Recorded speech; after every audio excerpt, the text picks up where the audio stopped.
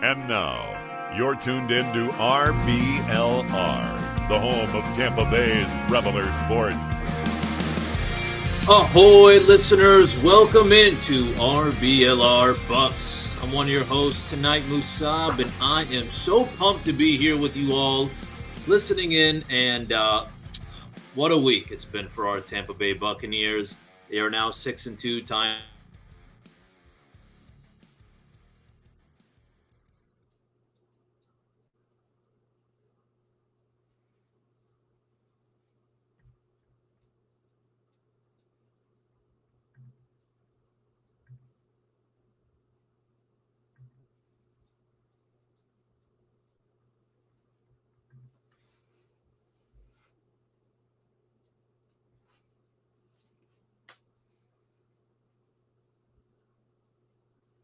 on this bye week. So the good news is that, the guys get a little bit of a rest.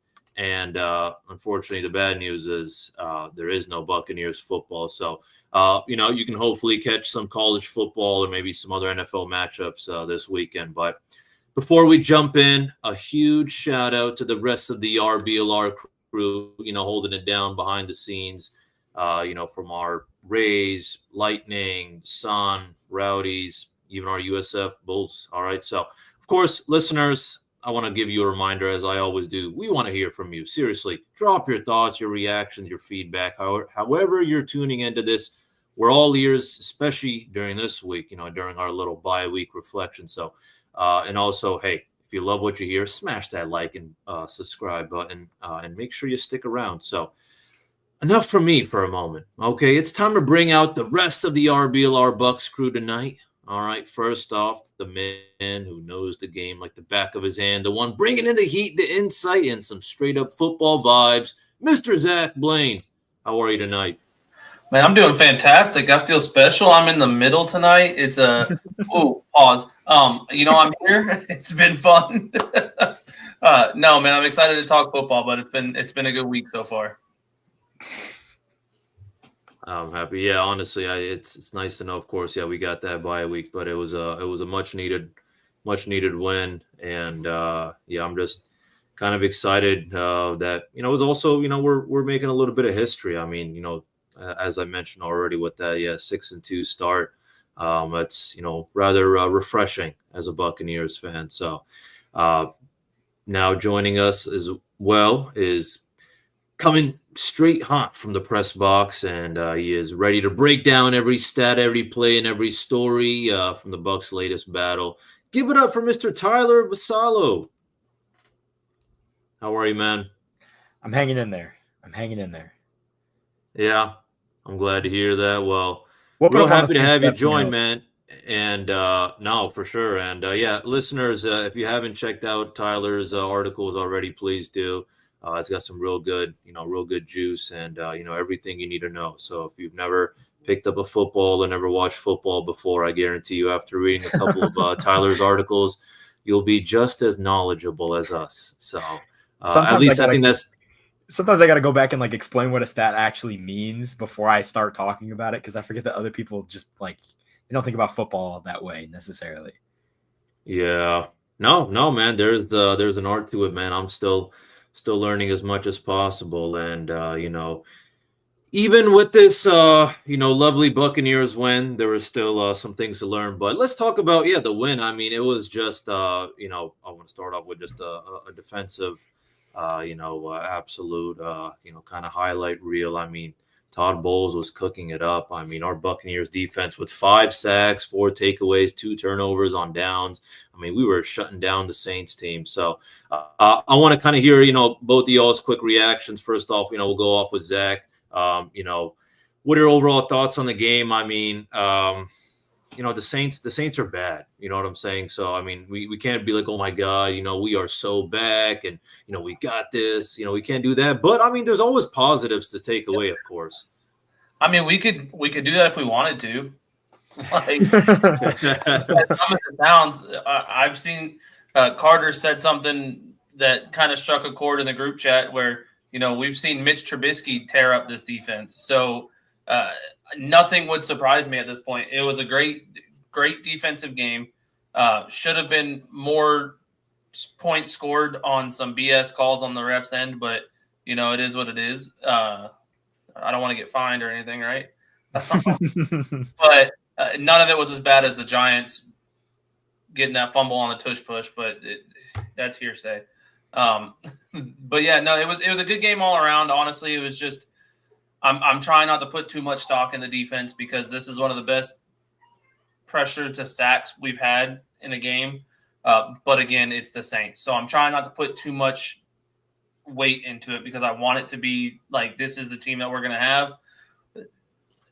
Unfortunately, with it being the Saints, I don't know that we can say that yet. If they come out in 2 weeks and do it again, then maybe we'll be singing a different song. Absolutely. Yeah, I mean, and then Tyler, I mean, was there anything on defense or, let's talk about the offense as well. Unfortunately, it was only Sean Tucker who got our only touchdown of the game. But what were some positives, if you saw any from our offense? I know it wasn't our prettiest game, but, we're dealing with a lot of injuries too. Yeah, offensively, you mean the wheels were going to fall off the bus at some point. You're not going to be able to play many games successfully, missing the entire right side of your line and your top two of your top three receivers, as well as your fourth receiver and your starting running back. Like it wasn't going to work it wasn't going to work for 8 weeks in a row, So some of this is to be expected. I will say Baker has been playing injured, and apparently he got hurt in practice on Friday leading up to the game. So maybe that factors into it as well. Like he doesn't look like he's willing to scramble as nearly as much as he was. And that's kind of how they were converting third downs, unfortunately, is with his legs, which shouldn't be the case. But the defense was good enough that none of that mattered at all. In all honesty, this game should have been 37-0. If you give Antoine Winfield his 2 touchdowns that he earned, and you take away the field goal from the Baker Mayfield fumble that wouldn't have happened if they just given Antoine Winfield the first touchdown, it should have been 37-0. And that's only 7 points from your offense, really. Yeah. Which is pretty crazy. Mm-hmm. So, this is the first time we've seen the defense put together 4 quarters. And even as bad as the offense looked, if this is the worst they've looked, like I have no problems with that, honestly. Yeah. So now, I was gonna chime in. I wanted your guys' opinions actually. Grizzard's game plan seemed so safe this week. Yeah, he looked like he was trying. It's almost like the entire playbook was built around preventing turnovers. Yeah, exactly. Or trying to just not throw an interception, which it felt. I've never said this about watching Baker Mayfield play football, but it felt boring to watch when we were on the field offensively, and it was almost like draining to watch. I was like, all right, let's just punt it, and I want to watch defense again, which is weird coming from me about Tampa. Right. It felt like they ran the ball on first and second down every single drive, which in a game against the Saints, you can get away with that because the Saints are essentially a high school football team out there. I mean, it's got to be said. Other than Chase Young, I think they really don't have that many impact players on the defense. Yeah, maybe Kool-Aid McKinstry. He's okay. Nothing to write home about, but it's just what they could get away with, and I think they were just trying to not lose the game headed into the bye week, if that makes sense. Yeah. Yeah, I was just gonna say, yeah. I mean, I saw some safe play as well. Just makes me think. I mean, just the way our defense was, firing on all cylinders. Perhaps maybe he just wanted to have a different approach, but also, I have to say, with Hassan Reddick out, Anthony Nelson had to step up to the plate, and I do have to say, I mean. There was a lot of, hype talk and a lot of people saying, oh, like Anthony Nelson deserves more, more playing time. And, look at the difference, he's made in just one game compared to Hassan Reddick, and, that, based on how he's done all season. So, I mean, look, it was unreal. He had a pick 6, forced fumble, 1.5 sacks. I mean, definitely a huge factor, in this game. Mhm. So I just Don't ever you know, expect kinda him to work- do it again, though. Yeah, I was just gonna say that's where I'm leaning to, is just that he's just a reliable depth piece, kind of like He's your a ideal. situational player. Right. And, Exactly. he's been awesome for us, but how long has he been on this team? Like 7 years, it's Mhm. got to Like be. 5 to 7 years, yeah. And he's never put together games like that. He's an awesome player to have. I love having him as depth. I don't mind it. Like he's in my mind, one of the perfect depth pieces as an edge rusher. He's not necessarily bad at anything, and he's not great at anything. But I think if you were to start him, let's just hypothetically say 8 games, you're getting probably the total number of sacks he has this game, maybe 2 or 3 more. Yeah. For the whole Yeah. 8. Like that's what you can get from him. But he's going to do his job, and I feel like people saying that he deserves more playing time aren't really watching the BUCS for very long. Yeah, and the other thing to remember is that he's kind of just a pure pass rusher. Yeah. He's not going to defend the run very well. He's not going to drop back in coverage. Like they're asking Reddick to be one of the best edge defenders in terms of stopping the run, and they're also asking him to drop back in coverage probably 20 or 30% of the time. Yeah. Mm-hmm. No, I'm right there with y'all. Yeah, I mean, it just, that's the kind of guy, you want on a championship kind of level team, with the whole, depth situation. But I also kind of want to give flowers to, some of the other, defensive stars from that game. I mean, other than Antoine Winfield, I mean, Jamel Dean, he's been doing real well this season so far. Another forced fumble. Another forced fumble. I did like, I like what I saw from Zion McCollum, and Tyke Smith, Jacob Parrish making some big plays, especially with Parrish adding that sack. So I do love the kind of the blitz packages that that Todd Bowles has as well. So, but again, it just makes me think, how many times are we going to see this kind of performance? It was the Saints, so. I feel like it was just, all around a phenomenal game by, many guys. It wasn't just the Anthony Nelson and Antoine Winfield show, even though it kind of was again. But, yeah, so it just makes me think, I mean, now coming into this bye week, how do we feel about the defense? I mean, it's good to know that if we play like high school level receivers, that our defensive backs look really, really good. No. In all seriousness, I just had to throw another jab at the Saints. In all seriousness, we need some help. This was a good game, but every other game has not really been a great defensive game for us.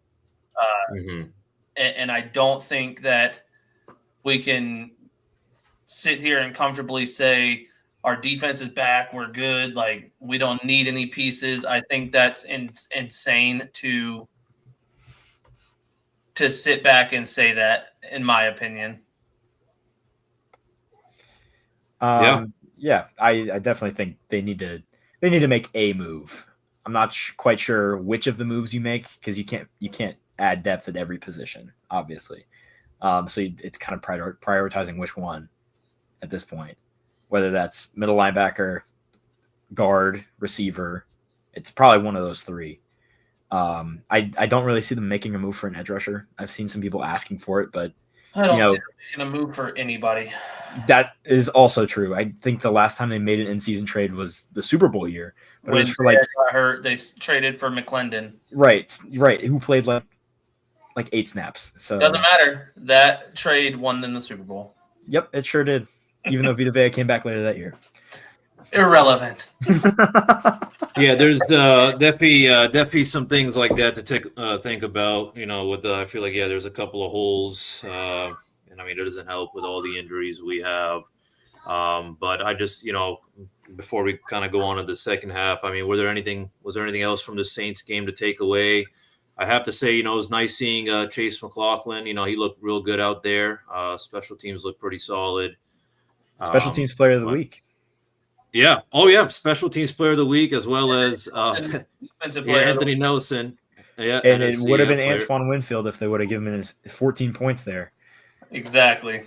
Yeah, exactly. I don't know exactly, what was the kind of conclusion. I saw a lot of clips, and I, didn't watch Those the, pistols. That was the didn't watch it conclusion. over too much, but it was just, yeah, it's just bogus to see these kind of things, especially with technology. I find it confusing, that we Yeah. have so much technology and all this, and we Well, still and can't, make the right calls. my theory is that it wasn't an official on the field. It was a Saints fan, the one that wears the whistle helmet. Because my family has seen him at BUCS games at Raymond James Stadium because he used to travel with the team. And he carries that obnoxious whistle, which I'm not sure how that's allowed to be in the stadium. But that's my theory, is that he was the one blowing the whistle. And all the officials are just like pointing their fingers at each other. Yep. The Spider-Man meme. Yep, exactly. Yeah.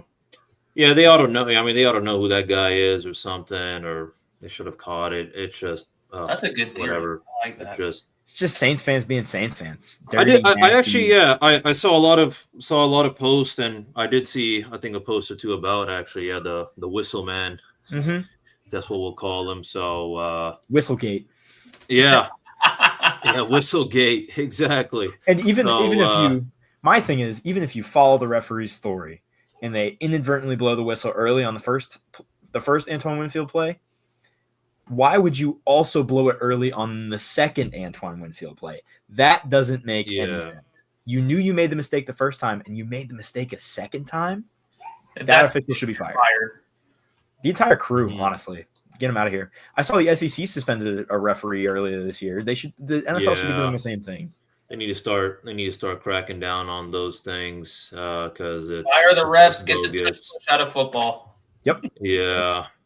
Yep. So speaking of cracking down, sometimes there comes, moments in your life, you open up your closet and you're like, you know what, I got to crack down on my outfit game, man. I got all these old shirts. You know what? I got good news for you, listeners. You can head on over to shop.rblrsports.com, okay? And just because, you're listening to us and I'm in a good mood, and I think we all are, especially after that Bucks one. We'll give you a promo code. That is Cannons, CANNONS, for 10% off your order. So, crack down on the closet, crack down on the outfit game. It's time to look fresh before playoffs start. So head on over and check it out. So I mean, yeah, we got apparel covering all of our beloved teams. So.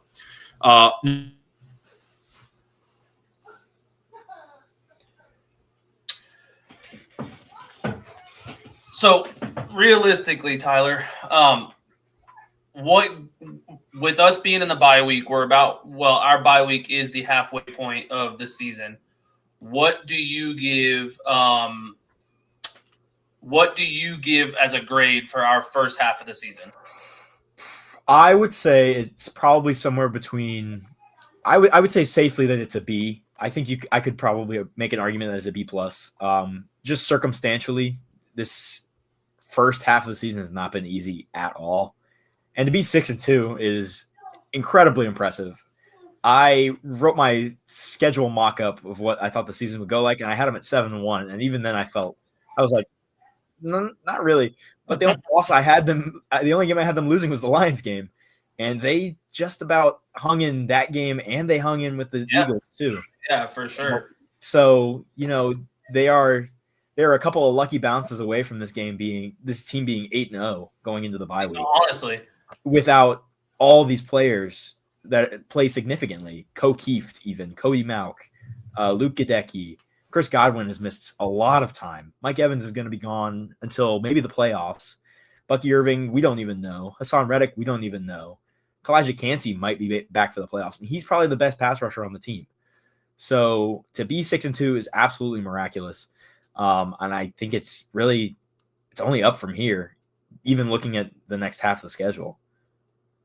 Yeah, no, I'm right there with you. If you had to give him a grade, what would it be? He said B plus. He said B plus. Yeah. Okay. What about you, Musab? Where are you at with it? For what it's worth, with what we're dealing with, I'm gonna go A minus. Especially the way we finished before the bye week. So I see a lot of potential, and I think there's just the big thing to think about is just I mean, we got some serious key injuries. I'm looking at our offensive line specifically. I mean, how the hell is Baker supposed to do anything with that depleted O line?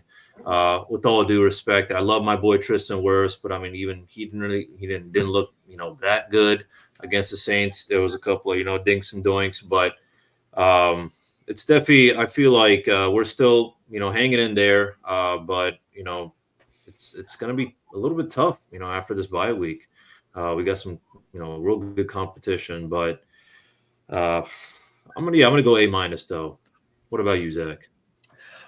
See, I think I'm more of a B- because our defense has C plus B-. I think is the range for me. It's not necessarily a bad thing. I just think that our defense has struggled pretty mightily, which is kind of what we expected from last season. We brought in Reddick. I was of the standpoint that we needed to do more defensively, and I know we've been dealing with injuries in the defensive backfield still, but our defense has been a point of contention this season. Our offense has looked great. If it was just on offense, I'd give them an A+. I know we've struggled the last 2 games, but again, with the injuries, which I think you also have to look into and kind of take that into account for your grade as well, because while we can't necessarily fix it, the backups are a part of your grade. So I'm gonna go C+, leaning more towards C+, B-. No, I can respect that actually. Now that I'm thinking about it, our defense hasn't been too beautiful, especially in the beginning of the season. It was really more of our offense, scraping away those wins, especially courtesy of Baker Mayfield just being so damn clutch. So, I guess this leads to my next question, and I know we've already kind of touched on it a little bit, which is trade talks. So it seems, I think Zach, you had mentioned, we ought to do something before the trade deadline. So where's your head at, man? My head is that we can still take a loss this week. We're in a bye week, but I think if Tampa does not make a move, I think that you are not really investing in the Super Bowl chances for this team. I don't think you can continue to win with an O-line set up the way that it is. Whether we get the right side of our line back or not, I think that you need to look into that. I think Servassier Dennis has kind of worn out his welcome as our linebacker too. I think we need a linebacker too, and I wouldn't be upset if we traded for an edge guy. I know that Tyler's I agree with Tyler that I don't think we're going to. I think we stand pat like we have 10 of the 11 years that Light has been here, but the 1 year he made a trade midseason, we won a Super Bowl. And granted, that guy had not much of a handprint on the team, but to me, it's almost like a moral thing. Like, all right, they made a trade. It's the first time he's done it in 10 years. They really think that we've got what it takes. Like, I know that's probably cheesy and it's probably not how it works at all. But in my head, I'm like, if we don't go out and make a trade, we know we're hurting in certain spots. I don't know, and I could just be missing it. I've not heard anything about Hassan Reddick. Yeah, they said it was like an ankle sprain and some knee soreness, but they're not. The thing about Todd Bowles is that he's really quiet about the injuries. You don't really know exactly what it is. It's really frustrating. Exactly. So I don't know when he'll be back, but even when he's in, he's not been that much of a game changer as far as rushing the quarterback. So I think that my order of need, I'm going to go inside linebacker, edge, O-line, even though I know O-line is really important. I think getting to the quarterback would, in my opinion, help a little bit more. Okay. Yeah, inside linebacker, edge. All right. What about you, Tyler? Where's your head at, man, with all this, trade stuff going on, or maybe potential trade? Yeah, to me, I think Reddick has been enough of a quiet impact guy that you don't really need to go get an edge rusher. I think it would be interesting to see what Servassier Dennis looks like at outside linebacker. just because he's such a good pass rusher, such a good run defender. Couldn't cover a traffic cone. But Reddick was a middle linebacker in college and is pretty good in coverage. So if he was the other middle linebacker, I'm curious about that. But you asked about trades.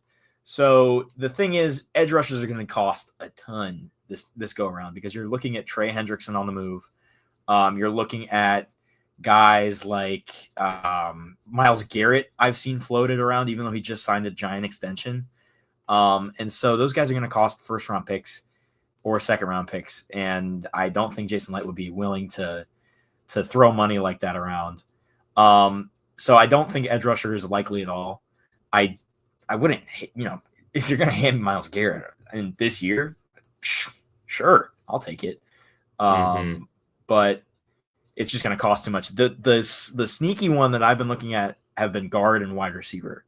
In terms of guards, it's pretty easy to trade for a guard. It's like a 7th and a 6th round pick swap. You're looking at guys like Joel Bitonio, who's been in the league forever for the Browns, and they're so bad. So that's kind of one of my main targets at that position. And then the other one is wide receiver to me, especially because we don't really know when Chris Godwin's coming back. We don't even really know what the injury is, just that his leg is sore. So if he's going to be out until the playoffs, you're going to have to go get another wide receiver. Unfortunately, Tez Johnson is not going to do it as your wide receiver too, at least right now. Neither is Sterling Shepard. We saw last season the BUCS won like 3 games without Mike Evans and no Chris Godwin. So the trade target for me there is either Jerry Jeudy, who's also a Cleveland Brown, because he's not going to do anything over there in Cleveland. He's going to take away some of those defenders that are going to shade over to Ibuka. And the other one is Gabe Davis, just because he's been in the league forever and he has the same physical profile as Mike Evans. He's on a practice squad, so that's not even a trade.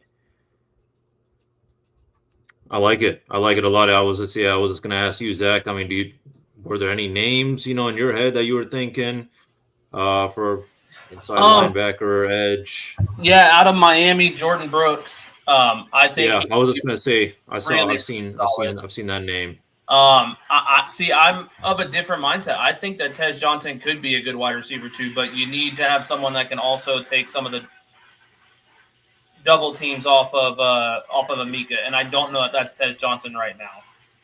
Right. Yeah. I don't know. I'm right there with you.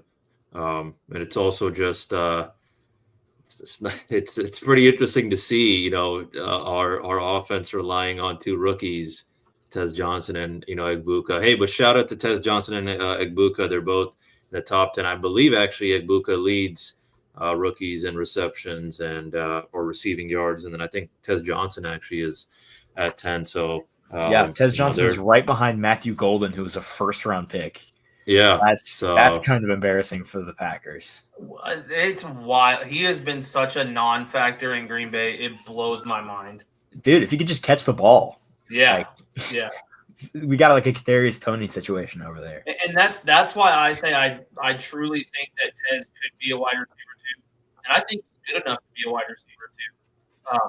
I think that the biggest problem is over the last few games, it's felt like with Baker being hurt, because I think it's been over the last 2 games we've seen him seem a little bit hurt. I think that it's played a part in why Tez Johnson doesn't look great, because a lot of the balls have been thrown high. Right. And I also love to see that he's Carter had talked on it. What was it? The Tyler Lockett way to play. Just get down. He just falls down, and it's beautiful. My family used to have a joke about Cameron Brate being the same way. We used to call him a catch and fall tight end. He would just catch the ball and get right on the ground. We thought it was the funniest thing. And yeah, Tez Johnson does play that way. So did Tyler Lockett. The other thing to think about is, when does Jalen McMillan come back? That'll be a huge factor as well this season. He's been posting a lot on X about it. I keep wanting to call it Twitter still. The everything app.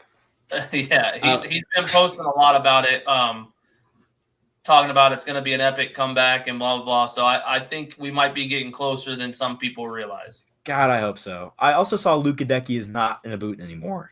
He was walking around the Saints Stadium with no boot on. So I think that one's pretty close too. Agreed. Yep. So inside linebacker, I'll- there you go. Yeah, for Jalen McMillan, I mean, fingers crossed. It all works out. But the only thing that kind of scares me is just that it's the neck. I mean, it's just Right. such a sensitive area, and I mean, I don't know how much information we actually know, but oh yeah, for the love of God, man, we need Gadecki back. It seems like as of right now, it's not going to be like a season-ending injury. But there's not been like a timetable set for it either. They put him on the IR, which is 4 weeks, and I fully expect him back within the next two to 3 weeks. Him back, yeah. Oh yeah, no, most definitely. Yeah, we're gonna need him back, and just guys, overall, I wanted to ask, what has been the biggest surprise, of the year so far for our Buccaneers, or what's been the biggest surprise to you? I'll start off with you, Tyler. Honestly, kind of a sneaky one would be Elijah Roberts, the rookie defensive lineman we took in the 5th round from SMU. After watching him play, I'm surprised he fell that far. I wouldn't say he's a crazy game changer yet, but he is like 3rd among all rookie defensive linemen in pressures, which is crazy to say about a 5th rounder when you have guys like James Pierce and Abdul Carter in the same draft class. So, he's not really a flashy like edge rusher or something like that. He's a defensive tackle for sure. But he's been kind of a game changer for them with Kalijah Kancey out. Yeah, absolutely. What about you, Zach? I'm going to stick with my boy Tez. I think that a lot of people were probably surprised that he even made the 53-man, let alone is now making a difference on offense. When you look at it, like I know saying Tez, like he's not the best rookie wide receiver on this team, but he was our last pick in this draft. Like you expect Amika to go out there and do what he's doing. You don't necessarily expect a 5'9", 140-pound wide receiver to do what he's doing. Right. And it just that touchdown catch, 2 weeks ago now, was insane. I just that being him making that much of an impact has been my biggest surprise. I mean, don't forget the catch and run against the Lions too, the little screen pass. The screen pass, yeah. He's been our leading receiver over the last 3 weeks. That's not often you get to say that about a 7th round pick. Yeah.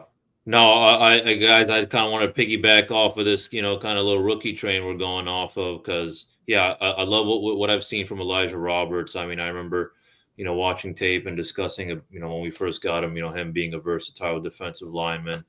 I am nothing but, happy and amazed by what we've seen from Tez Johnson because, when I first heard about him, the first thing was like, hey, this guy's real shifty, but it makes me wonder, how many reps will he actually, end up getting? So the biggest surprise so far is just, seeing what, everything we've been dealing with, our rookies have been, able to step up to the plate. And I mean, I want to give my flowers to Jacob Parrish. He's not, the greatest, rookie DB, but I mean, I've seen plenty of flashes from him. He steps up, when needed. Sometimes, he gets a little bit picked on, but especially this last game, man, I really love seeing, what he's able to do. And, just even those kind of off-season things, the talk. So he's, kind of small for a DB and he's only like 5'9" or something or whatever. So it's just nice to see that, our rookie, our draft class this year, I feel like has done pretty damn solid, so it just makes me happy. Yeah. But all in all, I'm just impressed with the defensive backfield in general. I mean, I think we probably have the 2 best in the box safeties, guys that aren't necessarily like the best like ball hawks, but probably the 2 best run stopping safeties. All of our corners have impressed me at some point this year. All of them, which is crazy to say because we spent pretty much the whole offseason talking about how awful they were going to be coming into the year, outside of the 2 rookies. But, if as long as they stay healthy, knock on wood, Mhm. Yeah. they have one of the best defensive backfields for sure in the NFC, I think. In the NFC South, I would agree. Well, in the NFC I think South, we made progress so far, with our DB room. So I'm real happy. Agreed. Hmm. Oh yeah, and just looking at our upcoming kind of games. I mean, off the bye week, we got the Patriots, then the Bills, and then after that, it's the LA Rams. Kind of wanted to just pick your head real quick. What is your record prediction? Coming off the bye week, based on what we know with the injuries. So now please do let me know what's the situation. But is Bucky hopefully going to be planning on coming back after the bye week? God, I hope so. Yeah, I've not heard Yeah. much on it, but I know that everyone assumed it would be after the bye week from everything that I've read. Yeah. So I mean, just kind of seeing, what is y'all's record prediction with those 3 games? I'm leaning 2-1. What about y'all? That's a hard. We're either going to be 2-1 or 1-2. I have faith that we can beat New England. I don't think New England's really played that tough of competition this year. They've played really well. Drake May looks awesome. I'm not taking away from New England, but I don't think they've played any competition to the level of Tampa. And then the Bills, I'm marking that down as a loss. The Rams is the one that's up in the air for me, if I'm being completely honest. Interesting. Yeah. I was thinking similarly, but opposite on the Rams and the Bills. Oh, okay. I think the Patriots are a pretty safe victory. Again, the Patriots haven't really played anybody. Their running game isn't super strong. Their wide receivers, Kayshon Boutte has had a really nice year. Yeah, agreed. They haven't really played a good secondary yet. And as we just said, the BUCS are a pretty good secondary this year.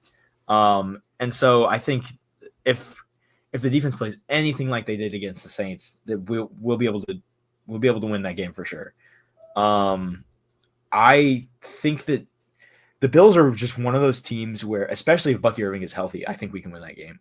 They're just one of those teams that has like one glaring hole, and it's their run defense. Bijan Robinson absolutely tore them apart. And I'm not saying Bucky Irving's Bijan Robinson, but I was just gonna say, look, I love Bucky. Yeah, on a different level. I'm not saying they're the same, but the Bills have problems. Josh Allen hasn't looked nearly as good this year as he has in the past. Ed Oliver's out for the season. Oliver's done for the year. I think that's a pretty winnable game too. The Rams is the one that concerns me, especially if the offensive line isn't fully healthy. That pass rush is nasty. The pass rush is disgusting. Yeah, the pass rush is nasty. McVay has given us so many problems in the past. That's just kind of a recipe for disaster in my book. I think you could probably safely mark, in my opinion, that one down as a loss.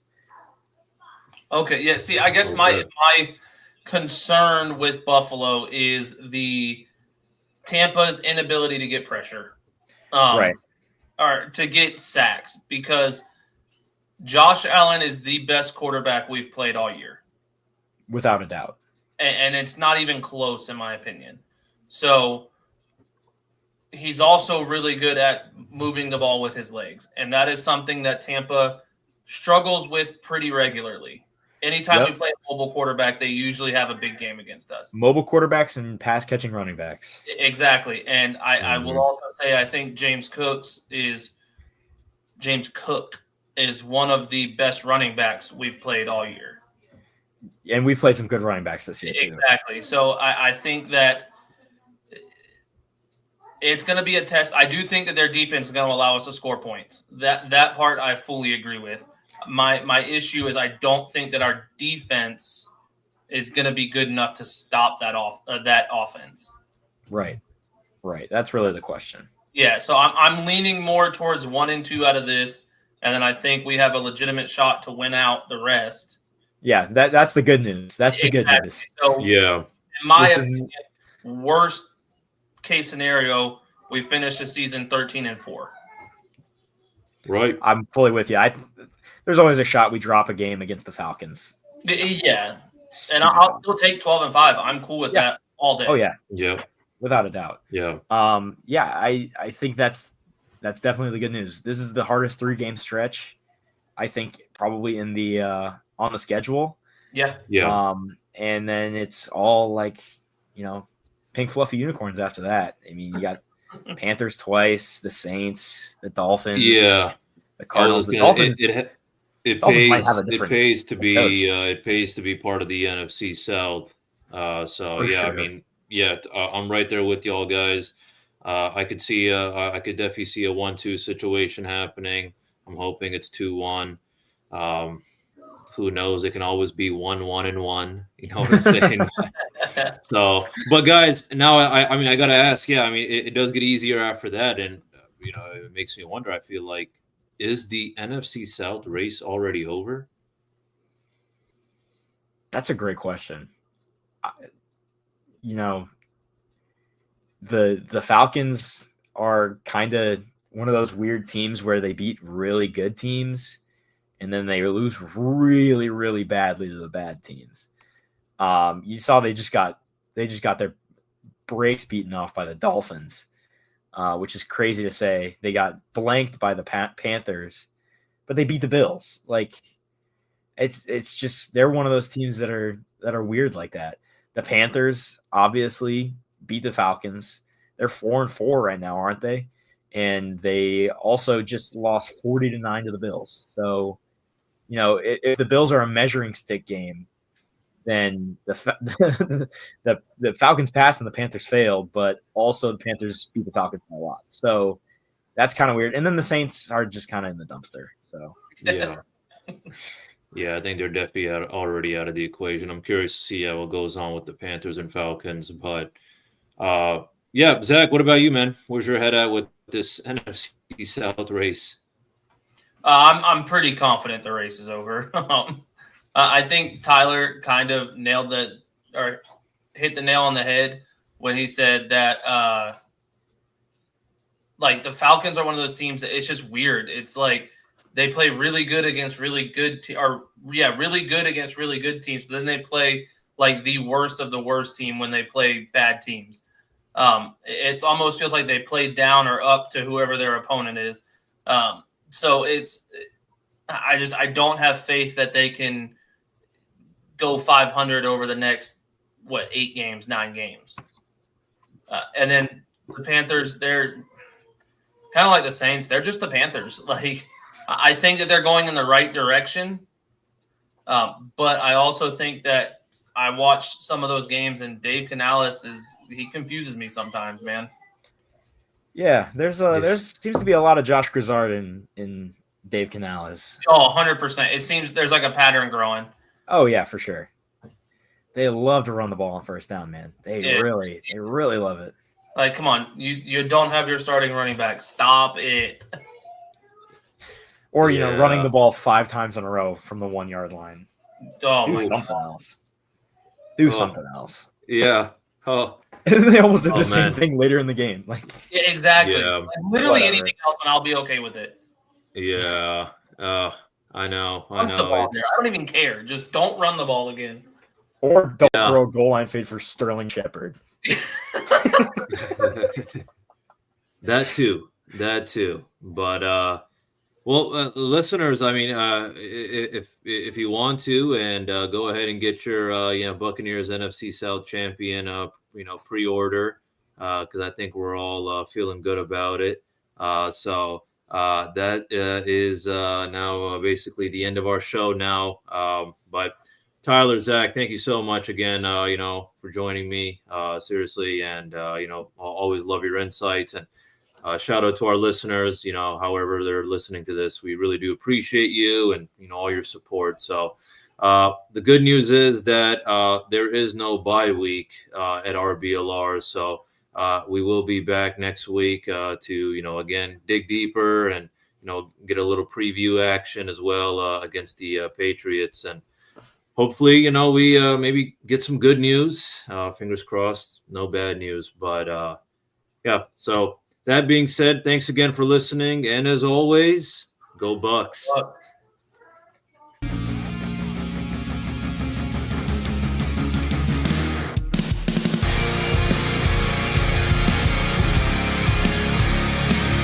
Thank you for tuning into this presentation by RBLR Sports. On your way out of the stadium, please remember to like and subscribe.